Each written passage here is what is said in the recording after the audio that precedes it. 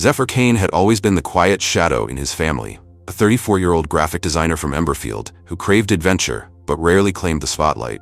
His younger sister, Seraphina, was the golden child, a radiant mother of two whose every move dazzled their parents, Corinne and Baxter Kane.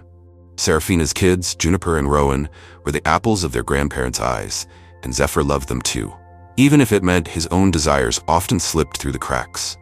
For months, he'd been planning a solo vacation to Stormhaven, a rugged coastal retreat known for its wild cliffs and solitude. He'd saved diligently, booked a small seaside cabin, and charted hikes that promised peace and stunning views. It was his escape, a chance to breathe away from his family's orbit. The trouble started one evening over dinner at his parents' house. Zephyr mentioned his Stormhaven plans, expecting a simple nod. Instead, Corinne's face lit up with a spark that made his heart sink. "That sounds perfect for Seraphina and the kids," she said, clapping her hands. "They've been so cooped up lately. A family trip would be just the thing." Before Zephyr could blink, Baxter jumped in. "We could all go. A big Kane getaway." Seraphina, who'd been texting across the table, looked up with a grin. "Juniper would adore the beach, and Rowan needs fresh air. Let's make it happen." Zephyr tried to protest, his voice low. "This was supposed to be my trip." But Corinne brushed him off. "Don't be selfish, Zephyr. Family comes first." In minutes, his solo retreat morphed into a full-blown family affair. His quaint cabin couldn't hold 6 adults and 2 kids, and his hikes weren't built for toddler chaos. Zephyr watched, stunned, as his dream unraveled. Seraphina planned activities, Corinne invited cousins, and Baxter researched kid-friendly spots. All while Zephyr's input faded into the background. He tried again, firmer this time. "Guys, I planned this for me, alone." Seraphina rolled her eyes. "You're so good with the kids, Zeph. It'll be fun." Corinne nodded. "Seraphina needs this more. You'll manage." The words stung, a familiar echo of his sidelined life. That night, alone in his apartment, Zephyr's frustration boiled over. This wasn't the first time his family had bent everything toward Seraphina. Birthdays became her showcase, holidays her stage, and now his vacation, his one shot at freedom, was hers too. He imagined Stormhaven overrun with diaper bags and tantrums, his peace drowned out. But then a defiant idea took root. What if he didn't let them steal this? What if he turned their takeover into his triumph? He grabbed his laptop and started scheming. Zephyr decided to play along, but with a secret twist. He found another cabin in Stormhaven, a secluded spot 10 miles from the family's planned chaos, available the same week. It cost more, but he tapped his emergency savings, booked it under a fake name, and kept it hidden. He mapped new trails, too steep for kids or strollers, crafting a solo escape within their family trip. He'd act the dutiful son and uncle, just long enough to slip away unnoticed, reclaiming his vacation on his terms. The next family call tested his resolve. Corinne gushed, "We've rented a big house in Stormhaven, room for everyone." Seraphina added, "I've got the kids' days planned, Zeph. You can help with bedtime." Baxter chimed in, "Bring your truck for the gear." Zephyr forced a smile, his secret burning like a quiet flame. "Sounds good," he said, masking his intent. They thought they'd won, but he'd outsmarted them. In the days before departure, Zephyr played his role flawlessly. He helped pack, offered to drive, and suggested a group dinner in Stormhaven to keep them occupied. Meanwhile, he prepared his escape. His second cabin waited, a peaceful retreat with a cliffside porch, far from Seraphina's glow. He packed a separate bag, stashed it in his truck's lockbox, and rehearsed his exit line. "I'm going for a quick hike." Simple, believable, and they'd never suspect he wouldn't come back until he chose to. The night before leaving, Zephyr stood in his apartment, tracing his Stormhaven map. His family believed they'd claimed his dream, but he'd flipped the script. He wouldn't be the invisible sibling this time, the one who always caved. They could have their noisy takeover, but he'd secure his solitude. The drive loomed ahead, and with it, the first step of his plan. He'd arrive with them, unload the truck, and wait for the perfect moment to vanish into the wild beauty he'd fought to keep. This vacation was his, and no one, not even his family, could take that away. Zephyr Kane's truck rolled into Stormhaven under a sky streaked with dawn, loaded with his family's gear and his hidden rebellion. He'd driven the whole way from Emberfield, 5 hours of Corinne's chatter about family bonding, Seraphina's demands for snacks, and Juniper and Rowan's backseat squabbles. Baxter trailed in a cousin's car, texting logistics, while Zephyr stayed silent, his mind fixed on the secret cabin 10 miles away. His parents and sister had commandeered his solo vacation for Seraphina and her kids, but Zephyr had a plan to reclaim it, and today was the day he'd make it happen. They reached the rental house by midday, a sprawling beachfront sprawl with wide windows and enough space for the Kane clan.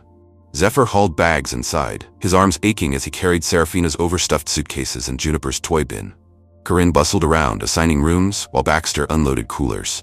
Seraphina flopped onto a couch, cooing at Rowan as he toddled over. "Zeph, can you set up the high chair?" she called, not looking up. He nodded, keeping his expression neutral, every move calculated to avoid suspicion. His separate bag, packed for his escape, stayed locked in his truck, waiting. The afternoon unfolded in a blur of chaos.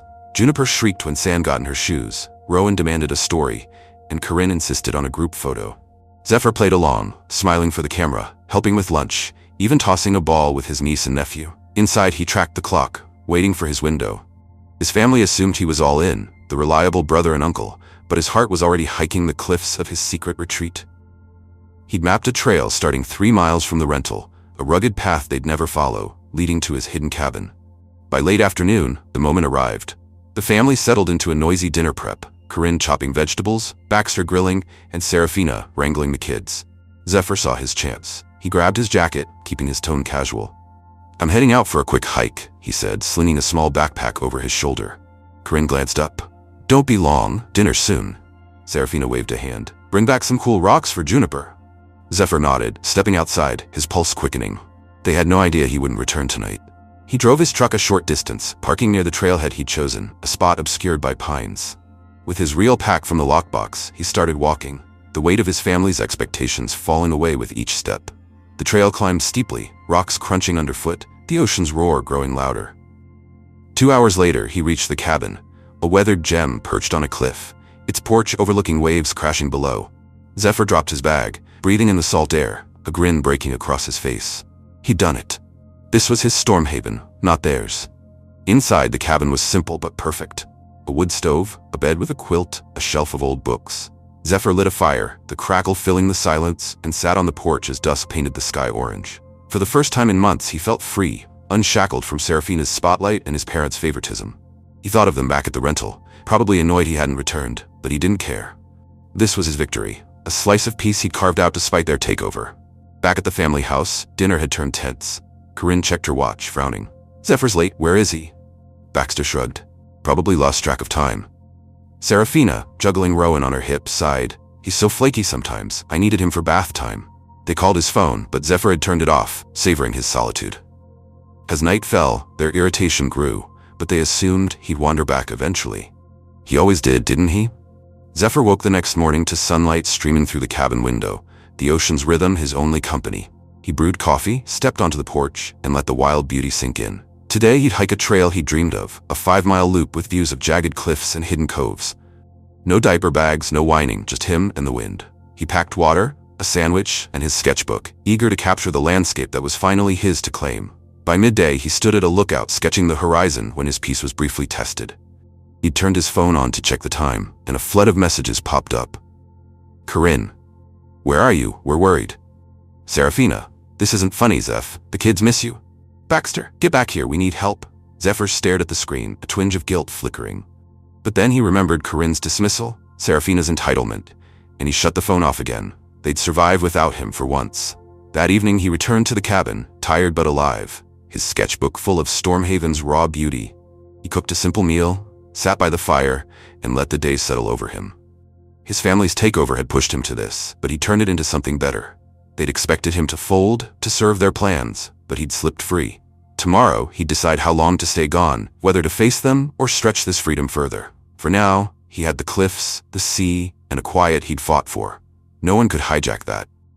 Zephyr Kane woke to the sound of waves crashing against the cliffs below his hidden Stormhaven cabin, a stark contrast to the chaos he'd left behind. The second morning of his escape dawned bright, sunlight spilling through the window onto the quilt where he'd slept better than he had in months. He'd slipped away from his family's hijacked vacation 2 days ago, leaving them at the big rental house to fend for themselves while he claimed the solitude he'd planned all along. His parents, Corinne and Baxter Kane, and his golden sister, Seraphina Locke, with her kids Juniper and Rowan, thought they'd roped him into their takeover. But Zephyr had outsmarted them, and this cabin, 10 miles from their noise, was his reward. He brewed coffee and stepped onto the porch, the ocean stretching endless before him. Yesterday's hike had filled his sketchbook with jagged cliffs and secret coves, a triumph of peace over obligation. But as he sipped his drink, a nagging thought crept in. His phone, powered off since those guilt-tripping messages, sat silent in his bag. How were they handling his absence? He'd meant to stretch this escape a few days, maybe a week, but curiosity tugged at him. Against his better judgment, he turned it on. The screen lit up with a barrage. Corinne. Zephyr, this isn't funny. Where are you? Baxter, we need your truck back here, son. You're being selfish. Juniper's asking for you. A dozen more followed, escalating from worry to anger. The latest, from Corinne, chilled him. If you're not back by noon, we're calling the ranger. It was already 11.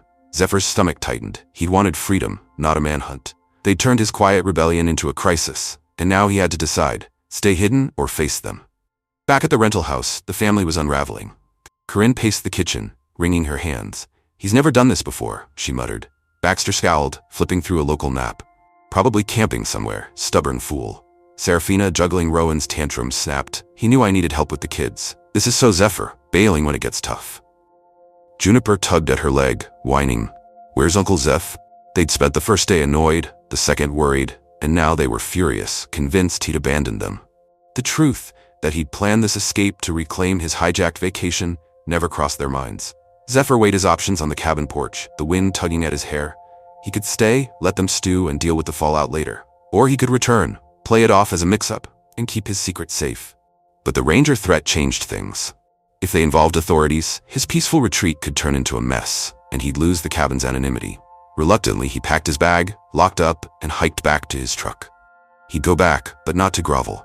This was strategy, not surrender. He drove the 10 miles slowly, rehearsing his story.